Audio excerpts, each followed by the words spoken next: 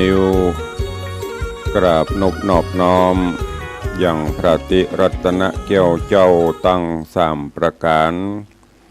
อันมีพระพุทธพระธรรมพระสงฆ์อันเป็นสรณะที่เปิ่งตีเคารพนับถืออันสูงสุดในชีวิต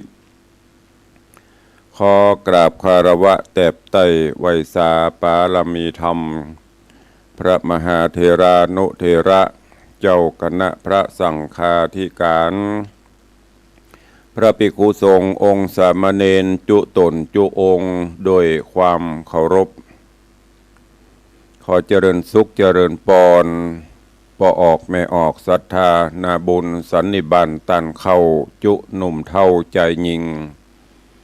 ขอน้อมต้อนรับทุกท่านเข้าสู่รายการมรดกธรรมกำเมือง และสารธรรมกำเมืองต่างสถานีวิทยุกระจายเสียงพระพุทธศาสนาแห่งชาติและสังคมคลื่นเพื่อการศึกษาพระพุทธศาสนาและวัฒนธรรมคลื่นพระพุทธศาสนาและจริยธรรมส่งสัญญาณออกอากาศต่างสถานีวิทยุวัดฝ่ายหินตำบลสุเทพอำเภอเมืองจังหวัดเชียงใหม่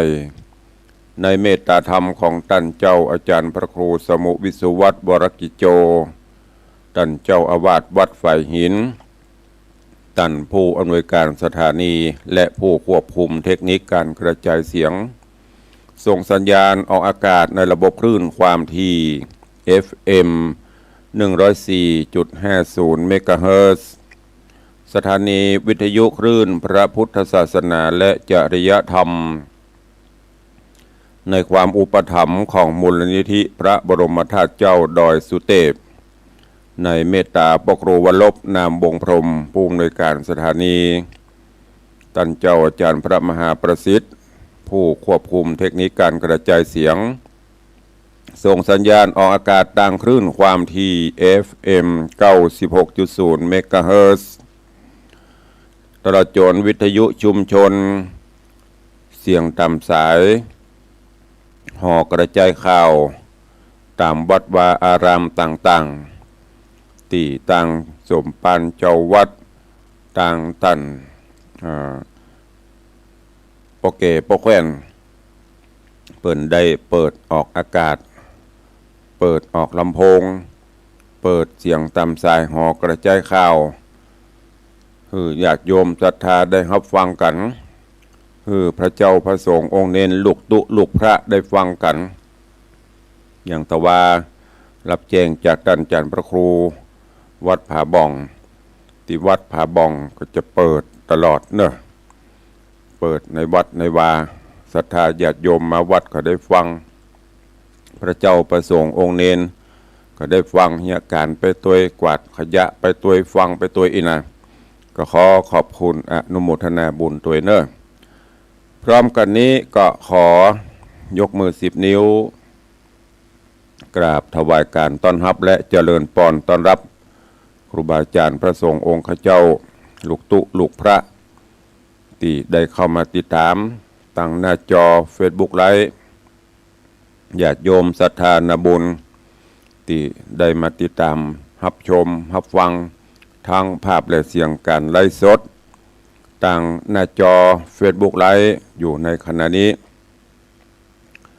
ซึ่งเป็น Facebook ไลฟ์ของวัดวังสิงห์คำตำบลประแดดอำเภอเมืองจังหวัดเชียงใหม่แล้วก็มีFC หรือว่ารายการต่างๆได้แชร์ได้ลิงก์อันประกอบไปด้วย Facebook ไลฟ์ของธรรมะคลื่นสีขาวFacebook ไลฟ์ของสถานีวัดฝ่ายหินFacebook ไลฟ์ของท่านพระครูสมุวิสุวัตรวรกิจโจ Facebook ไลฟ์ของ FC ญาติโยมศรัทธาครูบาอาจารย์ที่เข้ามาแล้วได้ร่วมกันเผยแพร่นำธรรมคำสอนเผยแพร่คำอู้คำจ๋าแบบพื้นบ้านล้านนาเฮาไปสู่เพื่อนๆของทุกท่านก็โดยการกดแชร์บุญแชร์เสียงธรรมแชร์รายการนี้ไปยังกลุ่มเพื่อนๆของทุกท่าน เพื่อที่จะได้ร่วมกันสืบสานอนุรักษ์รักษาภาษากำเมืองภาษาท้องถิ่นเอาไว้บ่ให้มันได้สูญหายไปรายการนี้ดำเนินโดยกล่าวกับผมอาตมภาพพระครูวิสิทธิ์ศรีลาภรณ์รองเจ้าคณะอำเภอเมืองเชียงใหม่ฝ่ายการสาธารณสงเคราะห์และศึกษาสงเคราะห์เจ้าอาวาสวัดวังสิงห์คำตำบลประเดชหรือตุลุงในวังได้นำรายการมาพบมาฝากกับทุกท่านตั้งแต่เวลานี้เป็นต้นไปเนอะกราบขอบพระคุณทุกท่านที่ได้ติดตามรับชมรับฟังทางต่างFacebook ไลฟ์ทางต่างสถานีวิทยุเป็นกำลังใจกันด้วยดีเสมอมาประกาศวันนี้เงียนฟอร์ดดังฟ้าก็อึมครึมอยู่ ก็นึกว่าถ้าจะหมดแล้วก็จะเป่งใส่ไว้เนี้ยที่ไหนได้ก็ยังมืดอึมครึมอยู่ก็คงจะเป็นในช่วงของฝนสั่งฟ้าฝนสั่งลาจะหมดแน่ฝน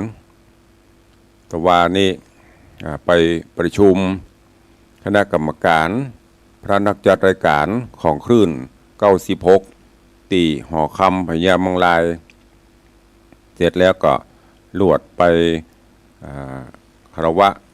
ออกภาษาวัดบันเด่น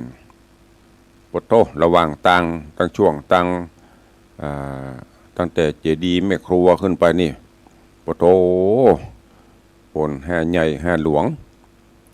ตอนล่องมาก็เจออยู่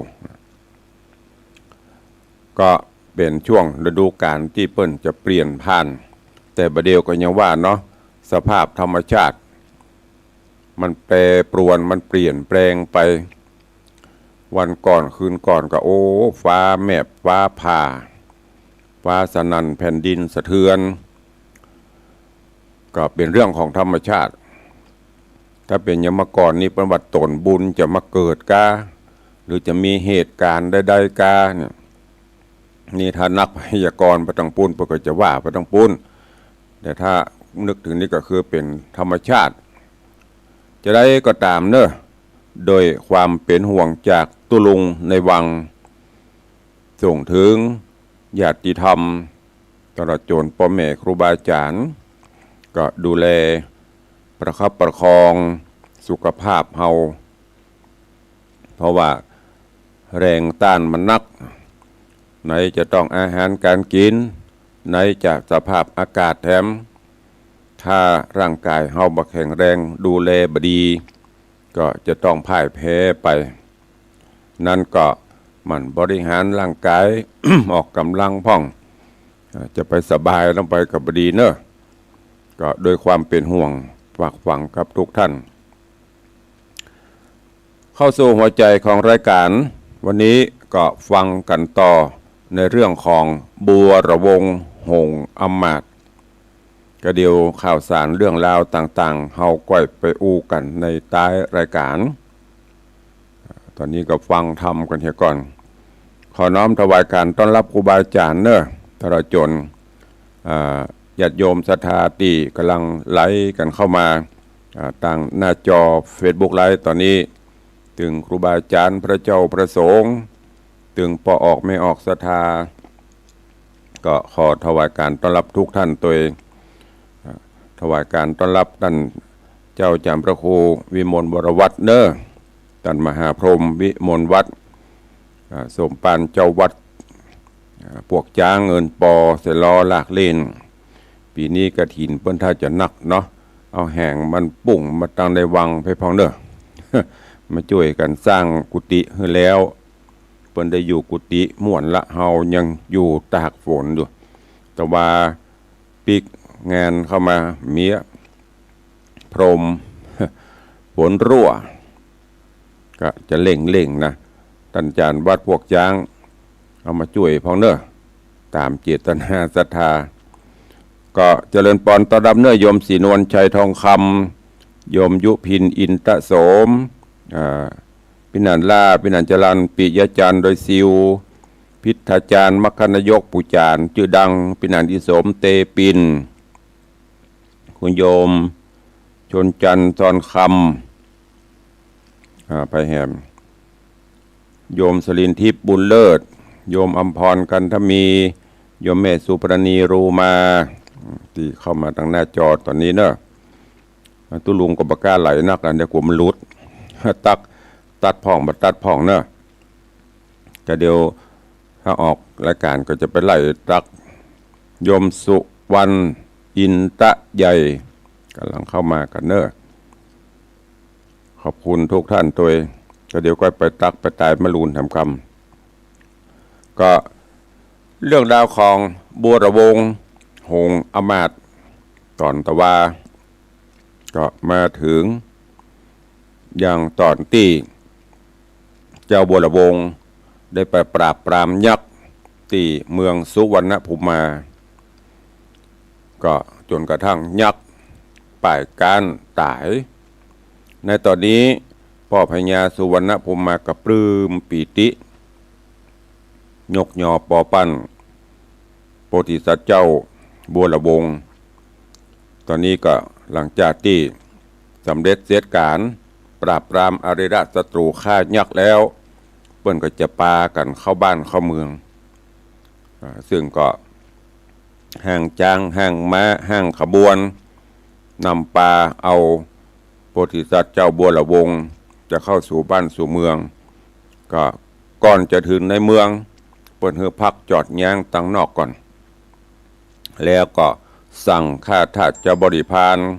เหล่าเสนาอมาตย์ทั้งหลายคือไปพิ้วไปกวาดไปทำความสะอาดประดับประดาตกแต่งถนนหนทางที่ไหนมันเป็นหลุมเป็นม่งก็คือปราบคือปรับคือมันราบเรียบ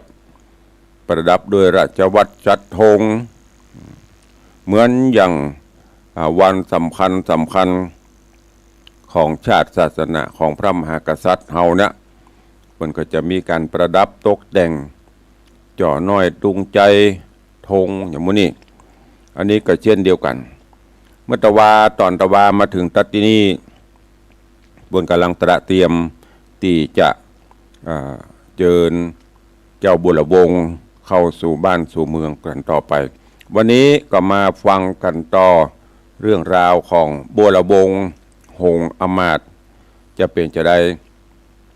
ติดตามรับฟังในผูกทวนที่เก้า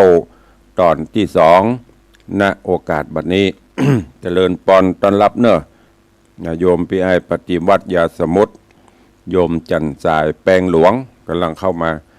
ต้อนรับทุกท่านเนอะตั้งอกตั้งใจฟังพระธรรมเทศนาแล้วก็เดี๋ยวใต้รายการก็มาพบมาปะกันแถมครั้งหนึ่งเนาะ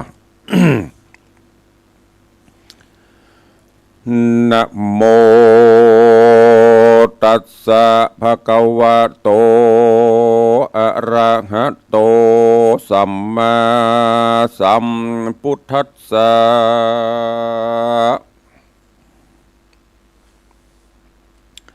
สัทธโวฟังลาโสตุจนะสัพปุริสะตังลาย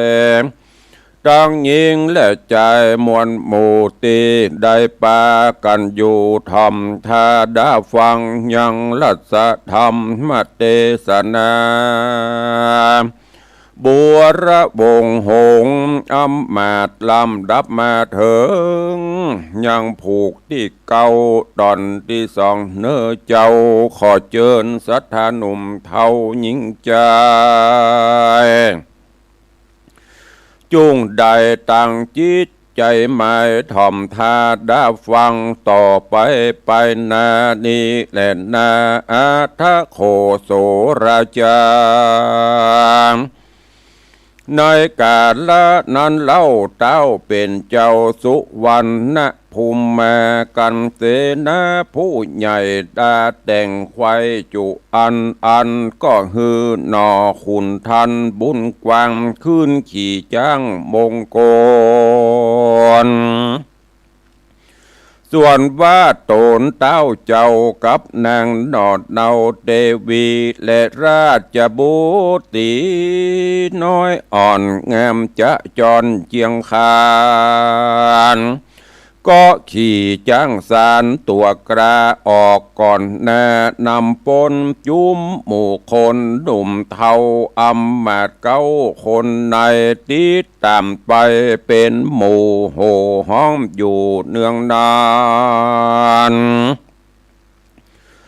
ก้อยภายพันติ้วไต่ตามตังใหญ่มักกาจุมเสนาใหญ่น้อยไหลหลังถอยใหญ่ใหญ่อีกที่ไหนยังจอดกันหิวหอดไม่หาย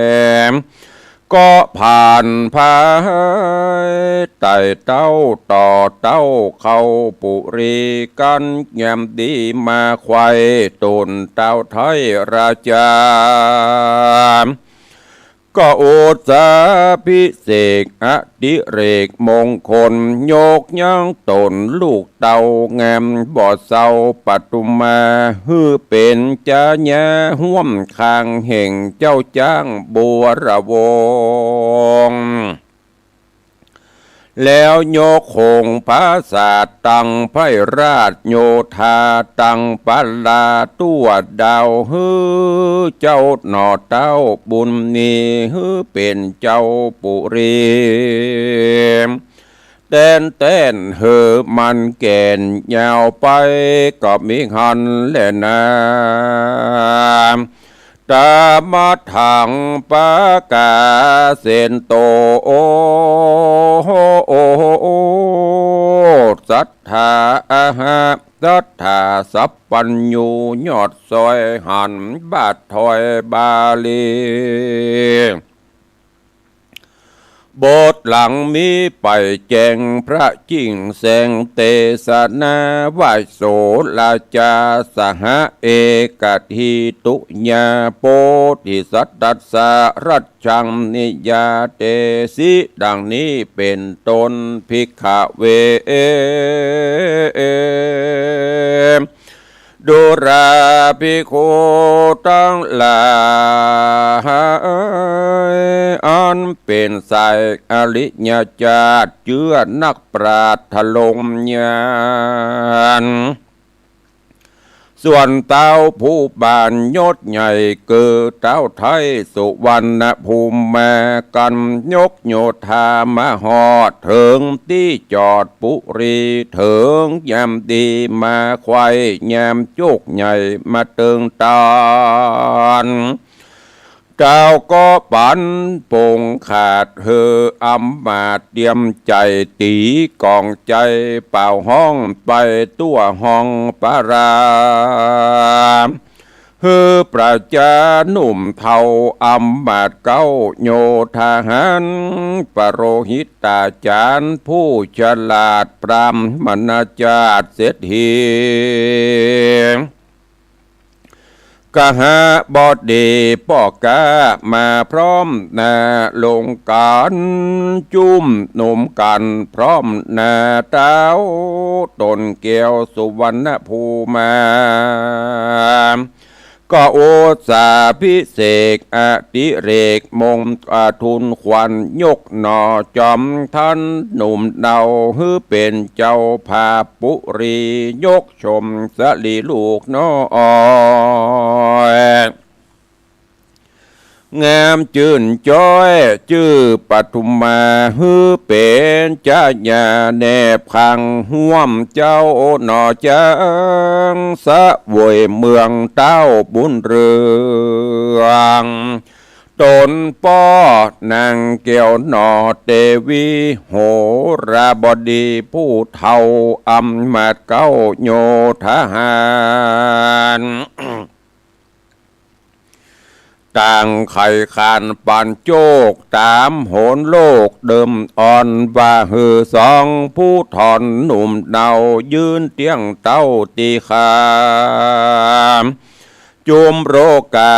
พญาตอย่ามาปาดสันดานโจรไพ่มันตัวให้จุงหลีกย้ายเสียกลาย เพราะจังไรตัว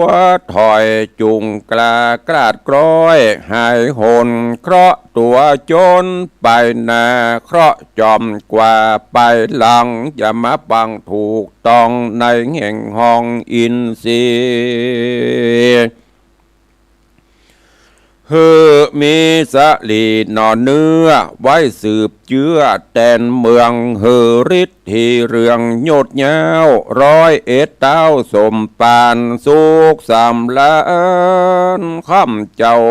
ตราบต่อเต้าจะลาประจาไพรตายหายหม่นไม่มองขีสำรันดีตัวดาวย้อนสมปานเต้าบังงำแดดเตอว่าอันก็มิงหันเล่นนาโซโอโฮโอโฮโอโปธิสัตโตส่วนโปธิสัตตนองค์อาจได้อยู่ภาษาหอใจยินมีใจกืดหอดเถิงนางยอดคารวีลูกเศรษฐีบาปเศร้าจริงบอกเล่าไข่ปันเกเจ้าหอจานยศใหญ่เกิดเต้าไทยสุวรรณภูมาเต้าก็ฮือเสนาผู้ใหญ่อันตั้งไว้ต่างตนน้ำรีปนใหญ่น้อยตั้งค่าคอยกันยามีนำนาลายหลากออกไปจากเวียงใจรีบเร็วไวฟั่งเฝ้าไปสู่ดาวกงกาน้ำเอานางโสภานอลาแงมเงื่อนฟ้าคารวีมาเป็นอากะมเหสีปังซ้ายห่วมซ้อนใต้นางปทุมมา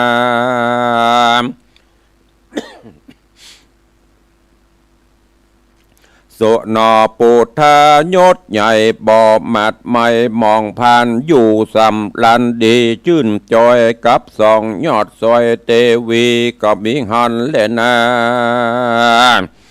ส่วนเศรษฐีปู่เฒ่าใจบาปเจ้าอาธรรมเสียแก้วก้านำกว่าจ้อยซ้ำเสียลูกน้อยคารวีเป็นตุกขี่หลายแหล่บ่จ้างเก้ไปใดยินเครื่องใจหลายหลากค่ำเจ้าหากมองผ่านก็ป่าปริวารมวนหมู่ปอกขึ้นสู่เมืองมันเมียมันหันปู่เท่าปีกปอกเต้าขึ้นมาโสมนาสาจื่นสู่ไข่กล่าวอูกำยายว่าปีแอวไปต่างเตดขายแก้ววิเศษโสภาคนได้จะซื้อไว้ปีเตี้ยงใดคำแดงเป็นของแป้งลายหลากใส่เหือหลากนำมาสันได้จะลู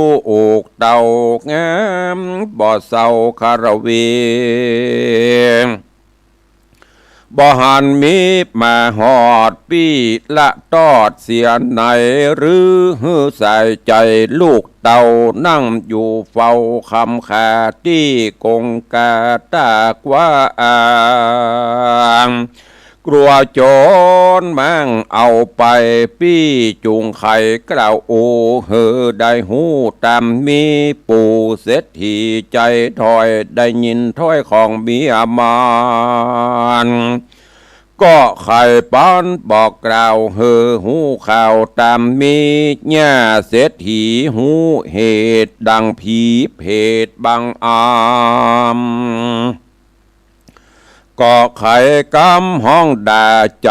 ปั่นบาเมาบนตีอกตนทะทาบน้ำตาอาบลำไหลเป็นตุกใจนักเกตดาเต้าล้มแผ่พิษพัดผ่านเศ เศรษฐีหันบอดหลอดรีบอุ้มกอดเหลียวไว้แล้วจะไข่กล่าวถอยโดยกำอ่อนอ้อยวอนหัวว่าสูเฮยสูฟังก่อนอย่ารีบเลาะอย่ารีบร้อนเมื่อมอนบัดนี้สลีบังอ่อนลูกเต่าได้เป็นเจ้าเทวีกันยะมีหลายแหล่เวทใหญ่แห่เป็นปริวารสุขสำราญบอกขาดห่วมเต้าราชสะเวยเมืองกับนางบุญเรืองลูกเต่าบ่ดวนเข้ามรณะสองเราราตังกู้เตี้ยงใดไปสู่เล็งหานหรือตัวมันนั้นใส่จักนำไพรไตโยธามะเอวมหาพ่อแม่มีเตี้ยงแต่ดิลีลานี้มีโจกใหญ่ใดเต้าไทยเป็นเขยจักสะเบยจื่นเงาคนเล่าเศร้าลือนานคนได้หันเข้าไกลบริเวณไว้เสียไกลจักไปไหนยินง่ายคนฝีกง่ายต่างเตียวจักจะเลียวดันตอบยอมนบนอบวันตาบนหลังแม่นองแนวจักจริงได้เต้าเป็นเขยและนา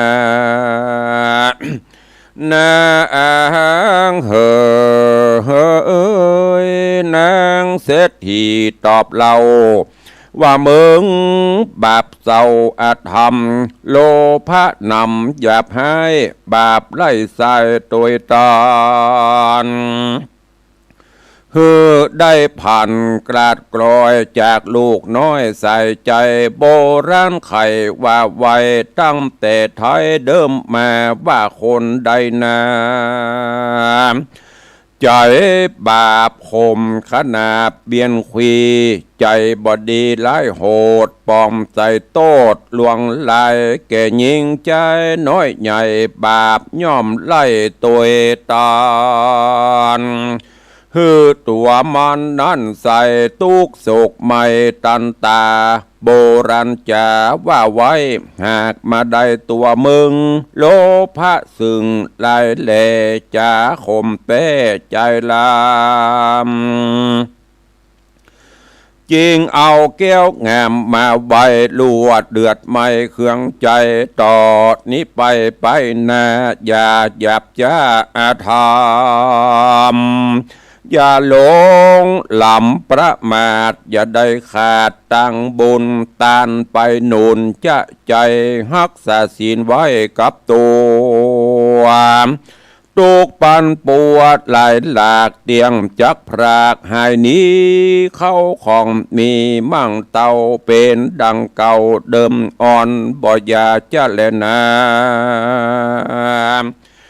ตีนี้จากวันนั้นจะต่อซึ่งเจ้าหนอโพธิญาณอยู่สามร้านสะบวยลาดในภาษาใสสีกับสองเทวียอดซอยงามชื่นจ้อยเจียงคานบ่อปอนั้นเต้ใส่ก็คืดควายขะนิงหายังพาตาปี้เจ้ากับแม่นอนเนาเทวีอันได้หนีพรากเดาบ่หูข่าวเมินมาลวดโศกะต่ำก้อยตุกจ่องหอยหอระไทยอยู่ที่ไหนโจอยู่ที่ไหนจดเบาแน่มนเศร้ามองเขียง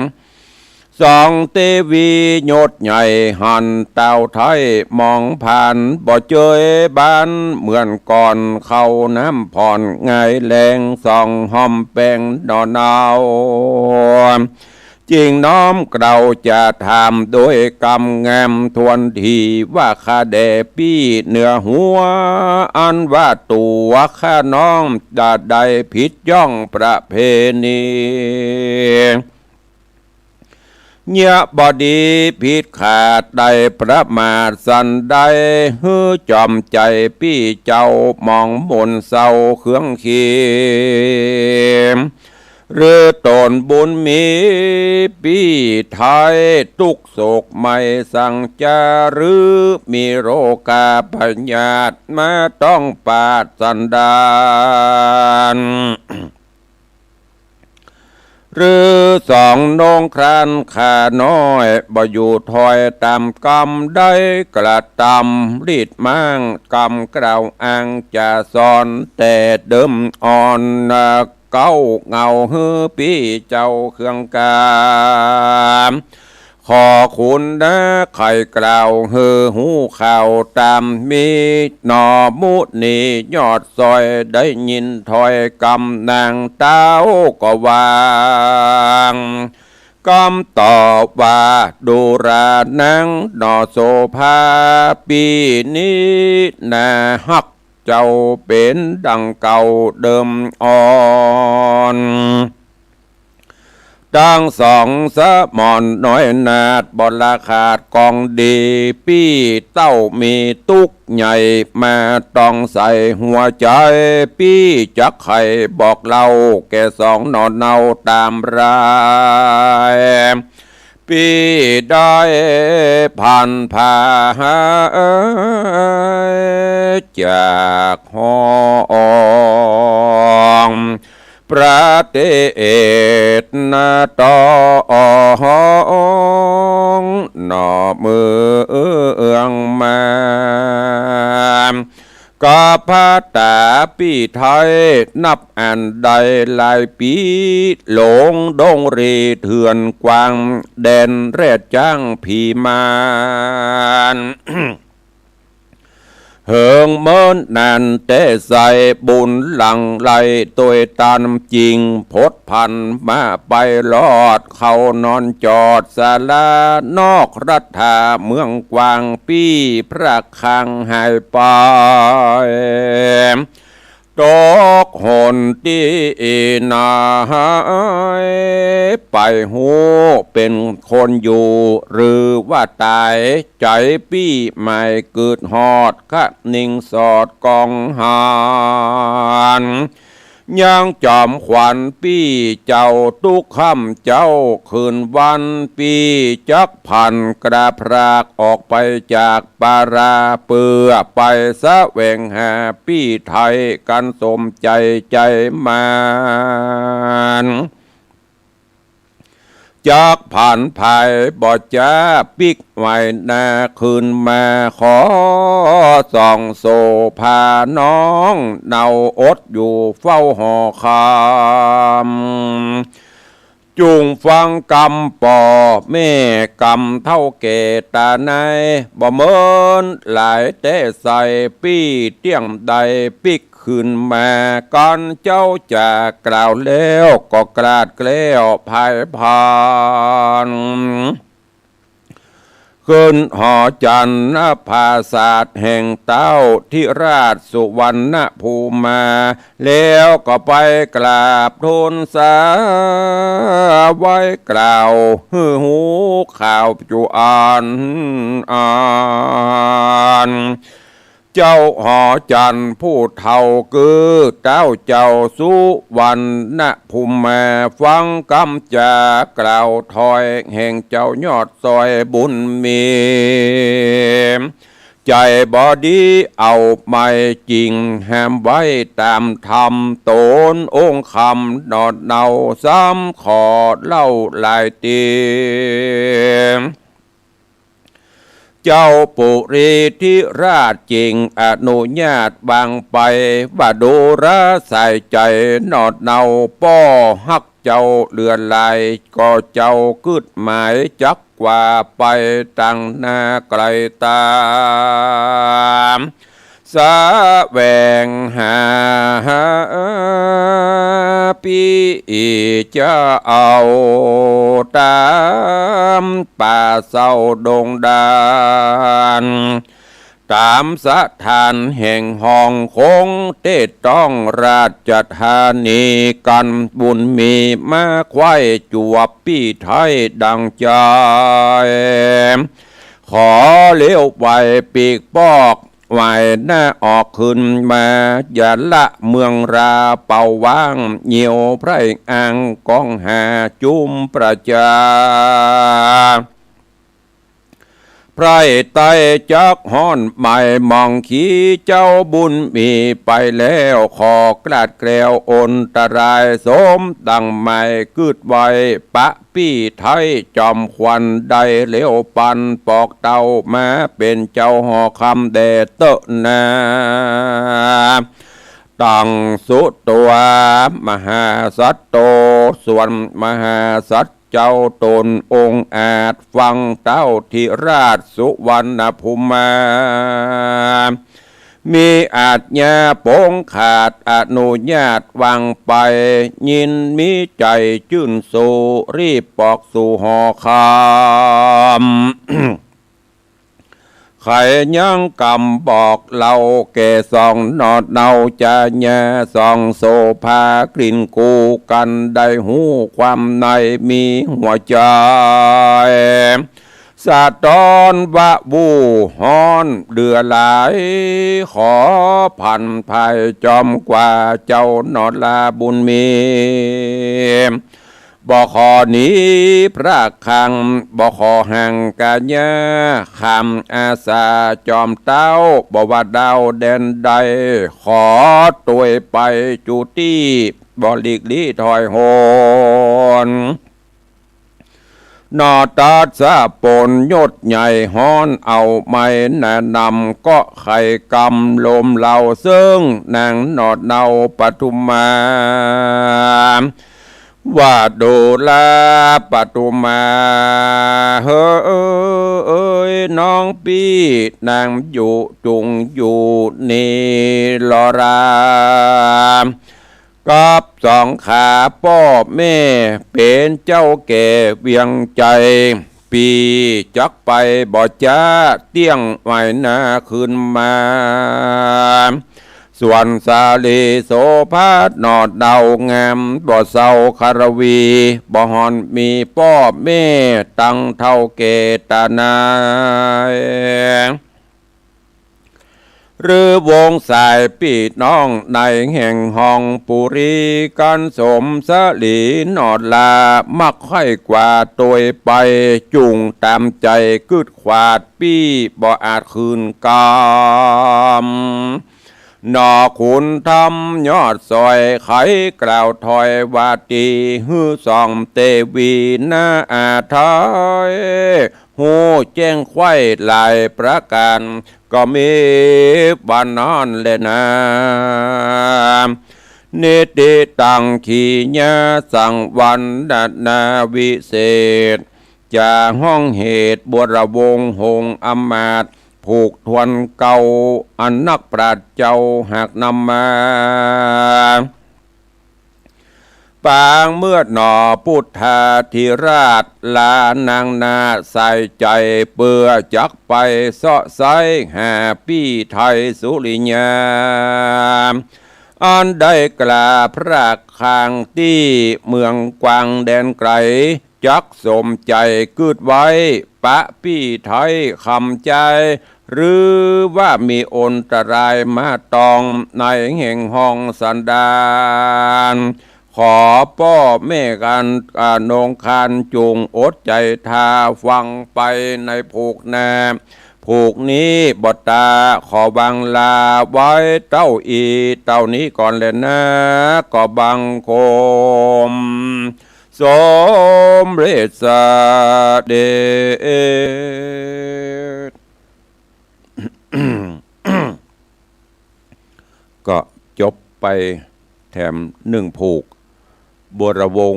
หงอมาตย์นิยายธรรมแบบปืนบานละนาตีมีสาระข้อคิดเรื่องราวดี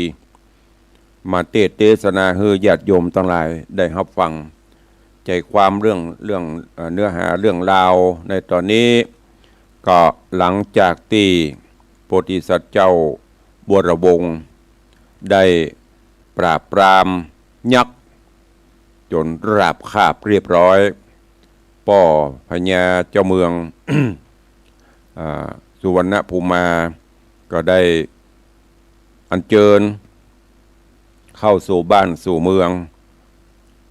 แล้วก็ได้ยกลูกสาวคือปทุมมา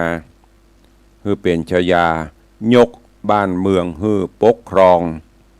ไผ่ฟ้าประชาราชในบ้านในจองในประเทศสุวรรณภูมาก็อยู่เย็นเป็นสุขความฮ้อนหายต่างๆก็มาลายไปซึ่งในตอนนี้ก็เข้าสู่บ้านสู่เมืองเปิ้นก็ได้อภิเษกสมรสคือเป็นเจ้าบ้านเจ้าเมืองแล้วและอยู่ไปโดยสายย้อนกล่าวถึงปู่เฒ่าเสียถีตีไปขี้โลภเอาแก้วของเปิ้นแล้วก็เอาไปขายตอนนี้ก็หลังจากที่ผสมประสงค์กับปิกไปถึงบ้านเมียก็หันปู่เฒ่าเสียถีมากระดีใจก็นึกว่าป่อมันไปกาไปขายต่างบ้านต่างเมืองถ้าจะได้เข้าได้ของอะไรอย่างมันนักเนาะปู่เสียถีกับบูจะเนี้ยจะได้ก็เลยเล่าเรื่องราวต่างๆให้เมียฟังปดโตเมียได้ยินอย่างก็โมโหโกธะโคตรกล้าขึ้นมานะเป็นตะสูเป็นตะมึงขึ้นแล้วเนาะจากสูจากอ้ายเป็นมึงเป็นกูล่ะเกิดความโลภโมโตสัญญะหันเปิ้นมีขได้ของเปิ้นสุดท้ายมาเป็นจะได้ลูกก็ต้องปัดต้องพรากจากกันไปแหมก็อยู่มีความสุขมีตะไดกับบปอเนี่ยหันก็โลภะตัณหายังเข้ามาครอบงำสุดท้ายก็ผสมประสงค์อันเนี้ยคือลักษณะของกุลสตรีมันจะเป็นอย่างนี้เนาะจมไปสะปะปู่เสียถีเท่าก็เลยปลอบประโลมว่าสู่เฮ้ยมันเปลี่ยนไปแล้วก็ปล่อยมาแล้วไปอันนี้เป็นใจดีนะใจดีสู้เสือบัดถ้าอันไปเดือดร้อนอย่างมันนะบัดเดี๋ยวนี้ลูกสาวเฮาไปเจ็บไปตกทุกได้ตกทุกละกรรมยังลูกสาวเฮาปุ้นไปเป็นอย่างก็พระชายาถ้ากำเมืองเขาก็ไปเป็นเมียพระเจ้าเป็นเมียเจ้าเมียนายนะแถมน้อยมันถึงจะเกิดถึงเฮามันถึงจะมาหาไม่ต้องไปเดือดร้อนหยังปอบประโลมกันไปย้อนกล่าวถึงบัวระวงศ์หลังจากที่บ้านเมืองสงบร่มเย็นก็อย่างที่ได้กล่าวตะเกียนึกถึงคารวีลูกสาวปู่เศรษฐีที่อยู่ในเฮือก็คือเสนาอมาตย์ไปเอาขึ้นมาแล้วก็ยกขึ้นเป็นมเหสีน้อยอยู่ปังข้างมเหสีหลวงมเหสีน้อยเมียน้อยอยู่ปกครองด้วยกันไปอยู่มาเมินมานานก็มาล่ำลึกนึกถึงกึดเติงหาอ้ายคือสุริยะบงศ์ที่ได้ปัดได้พรากจากกันไปเป็นตายให้ดีจะได้กระหูไปอยู่ที่ไหนกระหูไม่ได้ยินข่าวอย่างดักปิ้งมันเหมือนบเดียวเนาะประเด็นนี้ปิ้งป้องส่งไลน์ส่งพิกัด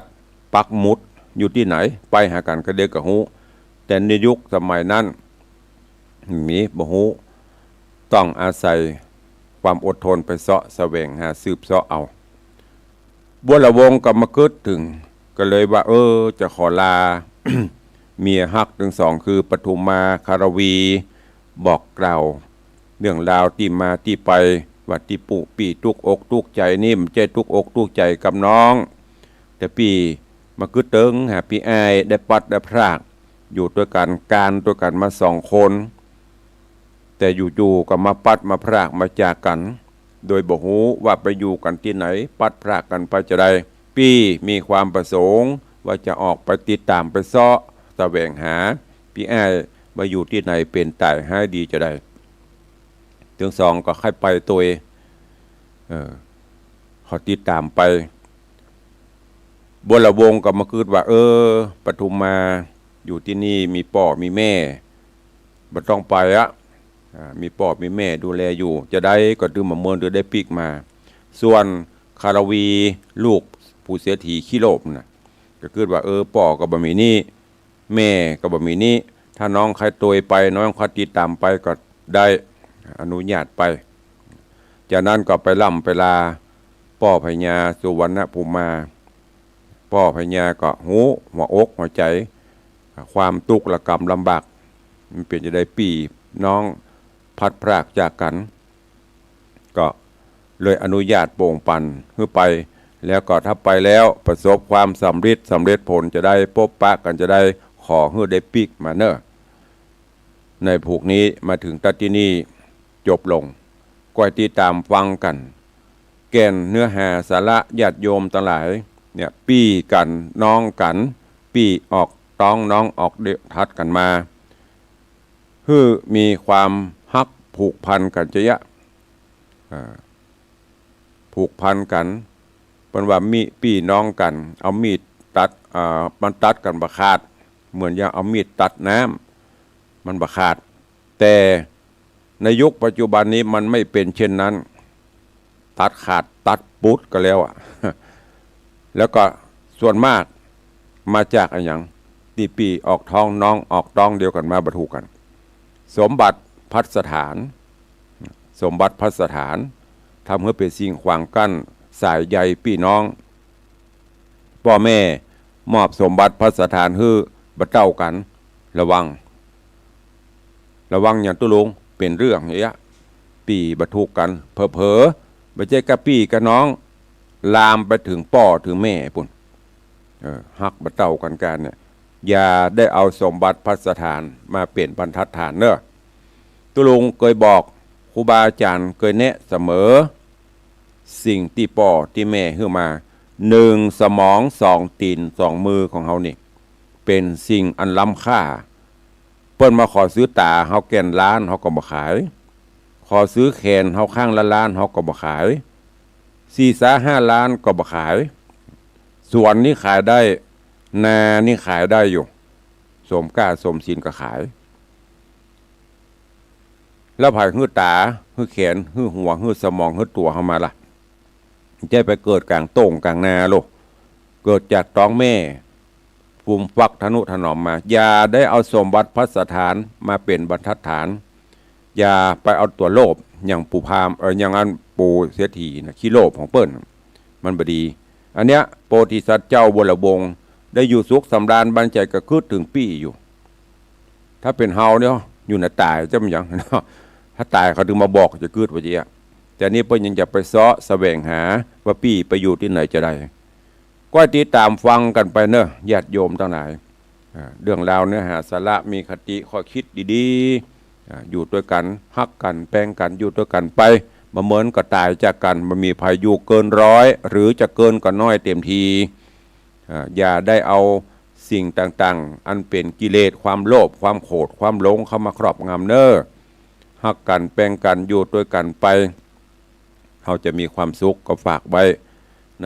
กับญาติโยมทั้งหลายได้นำไปคิดพิจารณาตัวเองเดี๋ยวเวลาท้ายรายการแถมน้อยเนาะก็จะได้รับได้ลากันไป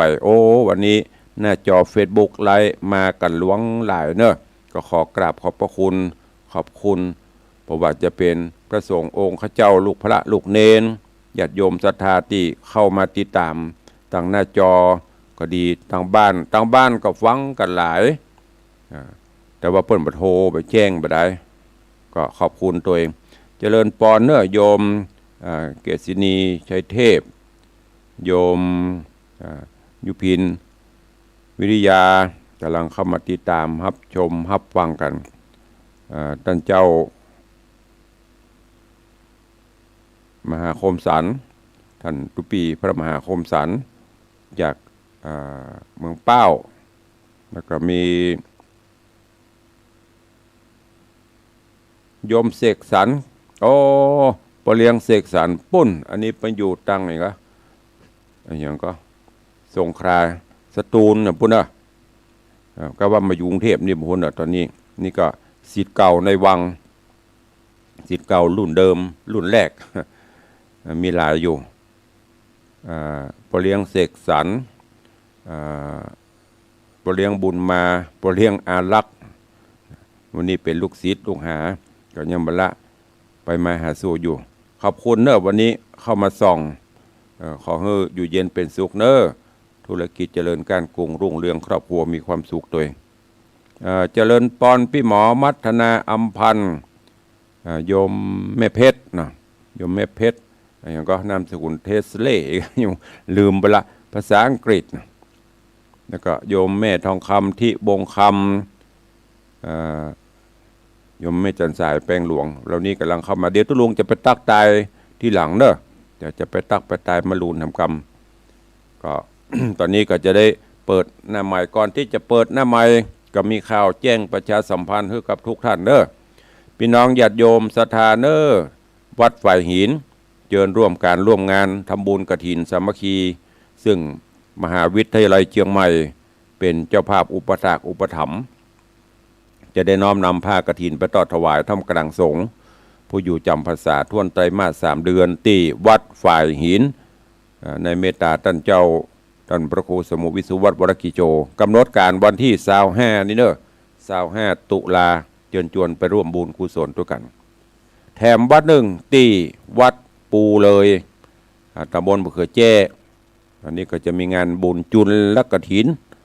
เชิญไปร่วมบุญกุศลด้วยกันหลายวัดเนอะมันใช่2 วัดที่นะแต่ที่ทุดวงหู2 วัดคือเพื่อส่งข้อมูลมาให้นอกนั้นก็ติดตามข่าวสารไปบุญกฐินเหลือเวลาแถมบอกกี่วันก็จะสิ้นสุดฤดูกาลดูเหมือนจะถึงวันที่5 พฤศจิกายนขึ้นลงประมาณนั้นถ้าแบบนี้นะนี่ตุลุงจำมาได้วันที่มันเดือนยี่เปง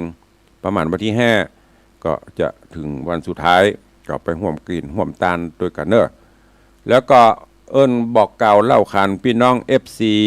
ญาติโยมเนอะต่างคลื่น FM 96.0 แต่ว่ามีการประชุมกันก็ตามปกติปีละ1 ครั้ง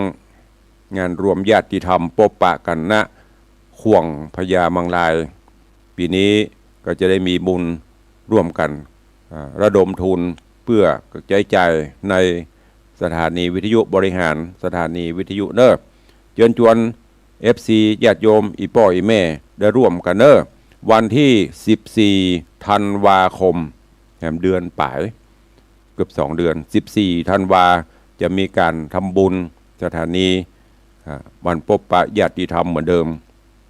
มีการทำบุญตอดพระป่าระดมทุนเพื่อเป็นค่าใช้จ่ายในการบำรุงสถานีโดยดังที่เราปฏิบัติกันมาก็ถือโอกาสนี้เชิญชวนทุกท่านเนาะสักสาย2 สายตั้งบ้านมีก็รายงานตั๋วใครจะใครจะรายงานตั๋วเข้ามา0810783650มีไหมเอ่ยใครจะรายงานตัวเข้ามาได้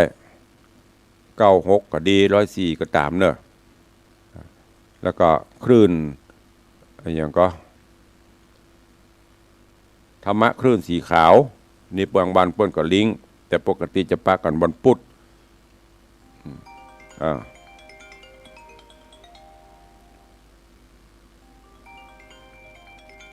เจริญปอนร้อยตาเจ้าแม่สีพานตาแก้วป่าแม่แดงดอยสะเก็ดหอมบุญนะเจ้าสาธุแม่ฟังพระอาจารย์เนอะแม่ฟังตุลุงอยู่ตลอดเนอะแต่เพียงแต่แม่ไม่ได้โทรหาโทรหาพ้องกันเด้อเจ้ายังติดตามอยู่ตลอดติดตามอยู่ทุกวันยกเว้นวันศีลวันพระได้น้อยเดียวก็ไปวัดใหญ่ดีละโมทนาสาธุเนอะว่างเว้นว่างเว้นก็มาในวังเนอะจะได้หู้จักหน้าค่าตาไม่ได้ยินกระเสียงบหันโตเนาะ วันบุญวันกุศลวันงานก็ถ้าว่างก็มาร่วมกันเนื้อกฐินนี่ก็ประมาณสักกำก้าก ระถินนี่บ่ได้ไป เดี๋ยววันงานหน้าก็ค่อยมาเด้อ จ้า มาพบปะหน้าตากันจะได้รู้จักกันได้ยินก็เสียงมันมหันต์นะตาไม่ทิพย์มีแต่หูทิพย์ตายังไม่ทิพย์จ้ะสาธุเนออนุโมทนาแม่สีพันธุ์ได้ติดตามรับฟังแหมสักสายมีไหม0817836540เจ้าเก่าเจ้าเดิมเจ้าประจำศรีนวลรันจวนเจ้าฟังแต่แม่คิดถึงอันแม่อุ้ยมอนจันทร์คำพูดไปไหน ก็บ่ได้ติดตามนะก็ถ้าปกติได้ยินว่าไปอยู่ดอยสะเก็ดนี่นะกูเตือนนี้อุ้ยฟังอยู่อย่าเป็นอย่างเต้อก้าถ้ายังอยู่เต้อก็ขึ้นวิทยุฮับมาได้อีกการได้ยินว่าไปอยู่ดอยสะเก็ดนี่นะมันฮับบ่ค่าได้อีหรอ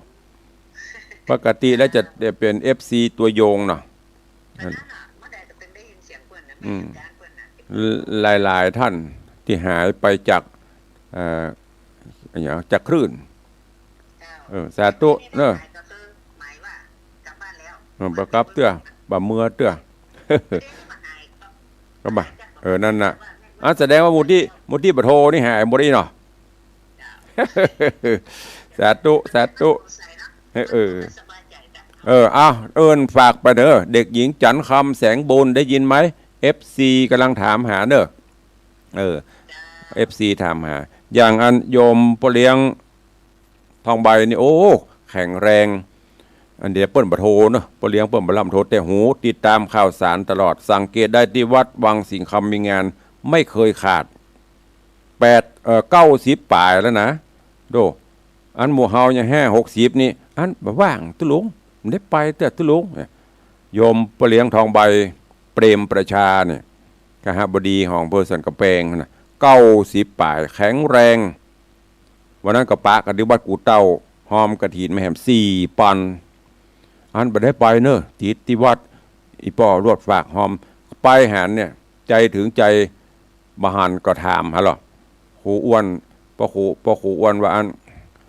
พระครูตุลุงได้วังมากะเดี๋ยวจะเซาะฮื้ออยู่นี่ก็ไปหาเปิ้นเนี่ยอนุโมทนาเนี่ยอันนี้เป็นห้องอะไรอ่ะแฟนพันธุ์แท้ติดตามตัวตลอดมาร่วมงานตลอดวันเกิดก็มางานบุญวัดมีถ้าได้ยินนะมาตลอด แต่เปิ้นบ่โทรศัพท์เปิ้นก็บ่มีเบอร์โทรตุลุงก็บ่มีของพ่อเลี้ยงน่ะก็ขอบคุณตัวเอาแล้วเนาะพร่ำนักเวลาหมดแล้วขอนำรายการจากไปก่อนกราบขอบพระคุณครูบาอาจารย์ทุกรูปเน้ออนุโมทนาขอบคุณกับญาติธรรม FC ทุกท่านทั้งต่างวิทยุและต่างไลฟ์สดวันนี้เวลาหมดเวลาขอนำรายการจากทุกท่านไปก่อนนั่นแหละเป็นไทยส่งใต้ขอนำรายการจากกู้คนไปก่อนเน้อปะกันใหม่วันต่อไปอยู่ดีมีสุขเหมือนกันจุตนจุองจุผู้จุขนเนอยัตตาโรธรรมาวัฏันติอายุวันโนสุขังปะลัง